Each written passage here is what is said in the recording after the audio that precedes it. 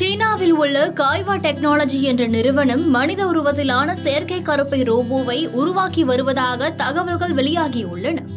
இந்த ரோபோ மனிதர்களைப் போலவே 10 மாத கர்ப்ப காலத்தை சுமந்து குழந்தையை பிரசவிக்கும் திறன் கொண்டது என அந்நிறுவனம் தெரிவித்துள்ளது. இந்த ரோபோவின் முக்கிய அம்சம் என்னவென்றால், மனித கர்ப்பப்பையை போலவே செயல்படும் வகையில் வடிவமைக்கப்பட்ட ஒரு செயற்கை கர்ப்பப்பை கொடுத்ததாக இருக்கும். இதில் கரு வளர தேவையான ஊட்டச்சத்து திரவம் மற்றும் குழாய்கள் பொருத்தப்பட்டிருக்கும்.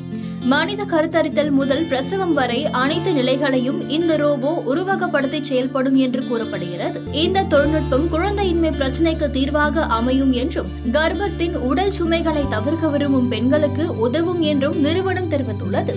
இந்த ரோபோவின் முன்மாதிரி வடிவம் 1 வருடத்திற்குள் வெளியாகும் என்றும், அதன் விலை சுமார் 1 லட்சம் யுவான், அதாவது இந்திய மதிப்பில் சுமார் 11.5 லட்சம் இருக்கும் என்றும் எதிர்பார்க்கப்படுகிறது. இந்த அறிவிப்பு சீனாவின் சமூக வலைதளங்களில் பெரும் விவாதத்தை ஏற்படுத்தியுள்ளது. பலரும் இந்த தொழில்நுட்பம் மனித நெறிமுறைகளுக்கு எதிரானது என்றும், ஒரு குழந்தையை தாயின் உணர்வுபூர்வமான பிணைப்பு இல்லாமல் உருவாக்குவது கொடுமையானது என்றும் கருத்து தெரிவித்துள்ளனர். அதே சமயம் ஆதரவாளர்கள் இந்த தொழில்நுட்பம் குழந்தை இல்லாத தம்பதியருக்கு வரப்பிரசாதமாக அமையும் என்றும், பெண்களுக்கு பிரசவத்தின் உடல் வலியை தவிர்க்க உதவும் என்றும் வாதிடுகின்றனர்.